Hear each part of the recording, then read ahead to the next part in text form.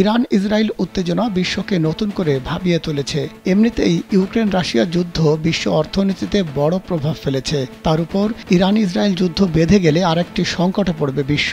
তাই ইসরায়েলের মিত্র পশ্চিমা রাষ্ট্রগুলো চায় না আরেকটি যুদ্ধ দেখুক বিশ্ববাসী। এজন্য ইরানের হামলার পর থেকে ইসরায়েলকে শান্ত থাকতে বলেছে যুক্তরাষ্ট্র সহ পশ্চিমারা। তারপরেও ইরানের হামলার পাল্টা জবাব দেওয়া থেকে ইসরায়েলকে আটকাতে পারেনি আমেরিকা ও ইউরোপের দেশগুলো। দেশ সেরা প্রযুক্তিপূর্ণ সব স্টারটেক আছে 19 আউটলেট ও 64 জেলায় ডেলিভারি। Visit startek.com.bd। তবে তেহরানকে আরও কঠোর জবাব দিতে চেয়েছিল তেল আবিব, কিন্তু প্রস্তুতির শেষ মুহূর্তে ভয়াবহ হামলার পথ থেকে সরে আসে নেতানিয়াহু প্রশাসন। কিন্তু কেন ভয়ঙ্কর হামলার পথ থেকে সরে এলো তেল আবিব, সেই উত্তর খোঁজার চেষ্টা করেছে যুক্তরাষ্ট্রের সংবাদ মাধ্যম দ্য নিউ ইয়র্ক টাইমস। পত্রিকাটির এক প্রতিবেদনে বলা হয়েছে, ইরানের ক্ষেপণাস্ত্র ড্রোন হামলার জবাবে গত শুক্রবার দেশটিতে ব্যাপক পরিসরে হামলা চালাতে চেয়েছিল ইসরায়েল। হামলার পরিকল্পনা ছিল ইরানের রাজধানী তেহরানের কাছের সামরিক ঘাঁটিতেও। তবে পরে সে সিদ্ধান্ত থেকে সরে আসে ইসরায়েল সরকার।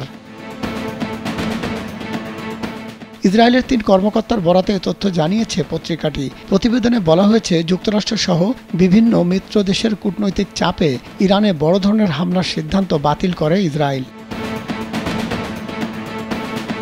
1 এপ্রিল সিরিয়ায় ইরান কনসুলেটে বিমান হামলা চালায় ইসরায়েল। এর জবাবে 14 এপ্রিল ইসরায়েলকে লক্ষ্য করে 3 শতাধিক ড্রোন ও ক্ষেপণাস্ত্র ছোড়ে তেহরান। এ ক্ষেপণাস্ত্র ও ড্রোনের 99% ঠেকিয়ে দেওয়ার দাবি করেছে নেতানিয়াহু প্রশাসন। এর কয়েকদিন বাদেই শুক্রবার ভোররাতে ইরানের ইস্পাহান শহরে ক্ষেপণাস্ত্র হামলা চালায় ইসরায়েল।